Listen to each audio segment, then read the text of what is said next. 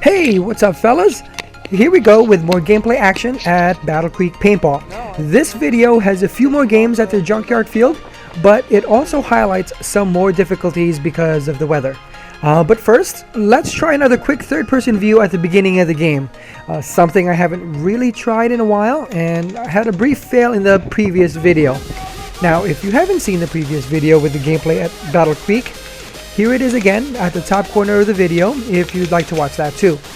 Now, in the first video, you'll see some drop-off with the M2 because of the cold weather, and it was totally my fault for not even changing to the winter settings. I mean, come on, I'm playing with a spool valve marker here. But the good news is, after changing to the winter settings, the M2 was running back to her old self. At least now, I can shoot 2 to 4 paintballs downfield without worrying about them reaching the target. Now, I can actually use some more of the old paintballs that I've had stored for about a year now. Not that I was intending on laying down rows of paint, but at least I could use most of it.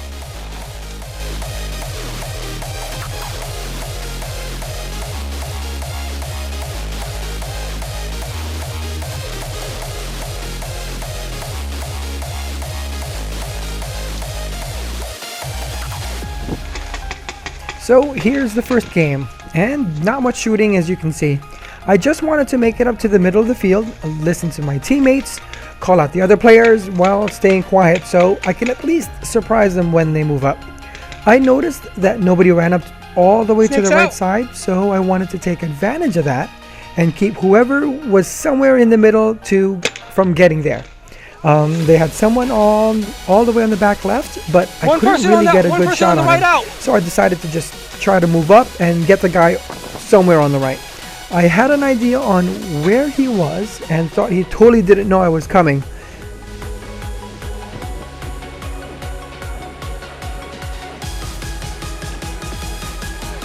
That's right. Okay. Somebody on the back left.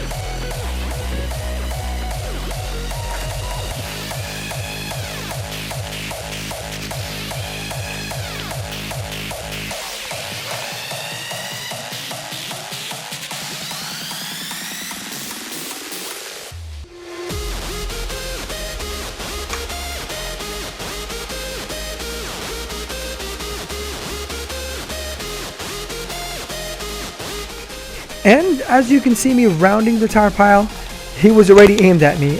It was just luck that I was able to get off one shot, and it actually hit him. It was definitely a good one-to-one. Good shot. Good shot.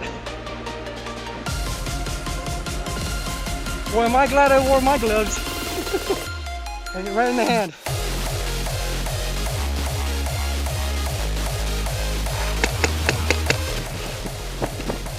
So here's the second game with things picking up a little bit. People were shooting a little more and moving a little bit more. And like I said earlier, more problems came up because of the weather. But fortunately, at least it didn't happen in this game. I played towards the back in this game, but soon realized that I was the only one left and knew there were at least 2 or more people on the other team.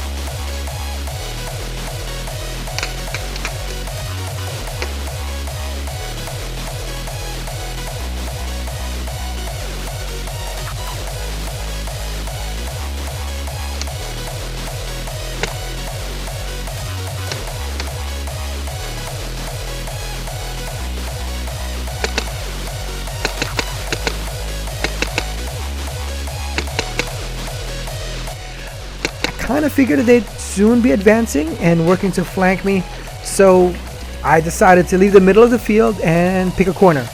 And when I did, I actually found myself in one of the best positions I've ever gotten myself into, at least for 5 seconds. Anyway, 3 guys were in the line of sight and didn't even see me moving to the corner. So I shot the closest guy, then started shooting at the second behind him. I felt so bad at the first guy because he was probably thinking that I was still shooting at him. I don't think he realized immediately that I was actually trying to shoot at the guy behind him. Now, the good thing, he moved a bit so I could still shoot a few past him at the second guy. And the same thing with the third guy. Well, this was at least good for 5 seconds because I was soon flanked by another guy on their team. He came up on my right side and shot me in the back. I knew it was only a matter of time, so I had to act quickly. But the guy who got me did really well too. He read the situation. He moved up while I was focusing on the teammate. So that was a great move on that guy too.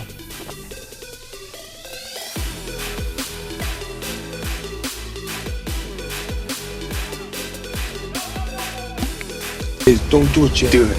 Jim, don't do it, Jim. Do it. Who's there? Why'd you do it, Jim? Why? So what you're seeing right there is me realizing that I just put some broken paintballs into my hopper. Since the game was about to get started in a couple of seconds, I decided to just continue loading and just continue to play the game, hoping for the best.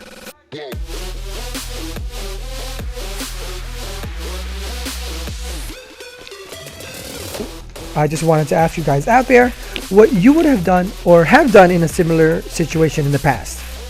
Here's the scenario. You are about to start a game, and I'm talking about less than 30 seconds before the ref blows the whistle. And so there's not much you can do. You reload and see that you just put in some broken paintballs in your hopper, or you realize somebody shot you in your hopper in the previous game, which has happened before, mind you. Or you accidentally shot a paintball into your barrel bag. Whatever the situation, you are not going to have a clean hopper, breech, or barrel. So basically, your accuracy is going to be horrible. What do you do? Or what have you done? Do you decide to keep playing even though you won't be able to shoot people, effectively from a distance? Do you keep shooting in the hopes that the barrel cleans itself out? Or quickly use a squeegee? Although I don't think it will help much if the broken paintballs were in the hopper versus it breaking in the barrel.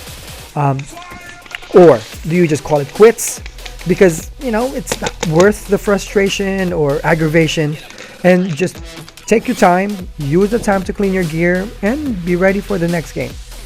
Now, for those that have stayed to play, I'm sort of curious how it turned out.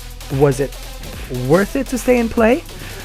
Were you able to have decent accuracy, or just play the same basically as a body, so you just by your presence at a bunker, it kept the opponents back? You made them waste some paint on you, or at least occupy their attention while you let your teammates advance. So for example, did you play an aggressive role, like in getting close so you can try to get someone up close, or more of a defensive role during the game to support your teammates? So if any of you guys feel compelled to reply or have some time to kill, I'd appreciate any feedback or know about your experience during a similar situation.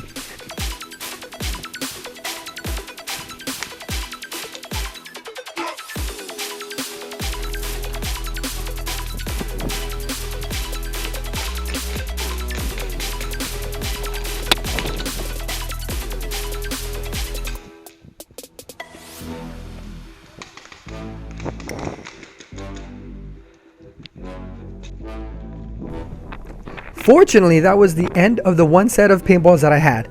I don't even remember what it was. It was just something I normally don't see, but I had 2 bags of that brand. Now, with all of that gone, I went to my other bag, and this one is old graffiti. So I was expecting it to be a little better. I've always had good experiences with graffiti and one of my preferred paintballs. Now, keep in mind, this is also about 1 year old too. The good thing is, no more broken paintballs during the day. None in the pods, none in the hopper, none in the barrels. None. So that one was really good. However, another problem presented itself. You'll probably notice that it's a bit darker now and will actually get much darker as we continue to play. Now, for some reason, the marker wouldn't fire again after 3 to 4 shots sometimes. The LED on the spire says it was blue and the light on the M2 was green, so it was a little confusing trying to figure out what could have been happening. I thought it might still be the hopper, so that's why you'll see me pressing the advance button or even shaking the paintballs. It didn't seem to be the M2 because when I used the forced shot, it would do it. I did actually find out a little bit later that another guy who also had a spire was having the same difficulty during the same time. Now, I'm not sure if it was the battery on the spire, well, at least my battery. I did have them for a little while now, but there was no low battery warning at all. But I think it's because of the cold or it just wasn't feeding correctly, but I've never had something like this happen before. Now, it didn't happen all the time, but from time to time, which kind of made it annoying to try to figure out. But anyway, it was towards the end of the day. It was getting colder. Snow was coming down more and more. And I was just glad all the problems didn't happen at the same time. Now, it was just a funny day, and it basically shows me that things don't always turn out the way you expect it to be, especially if you don't really prepare for any changes.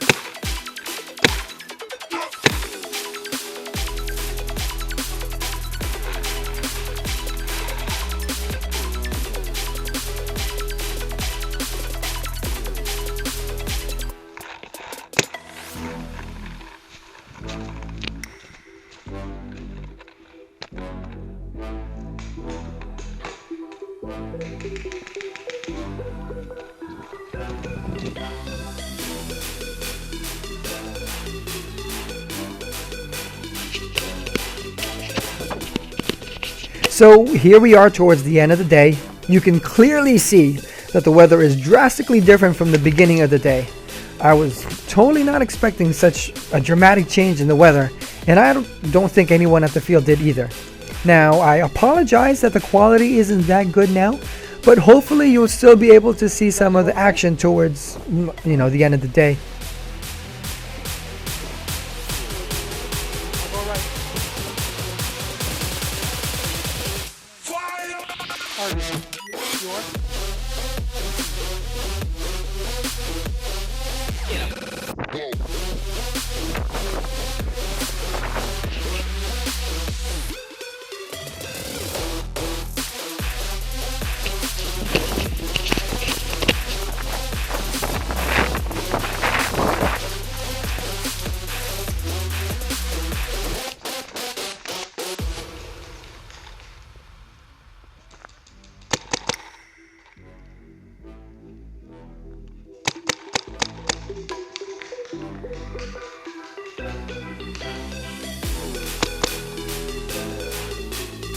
Two down, two down, two down!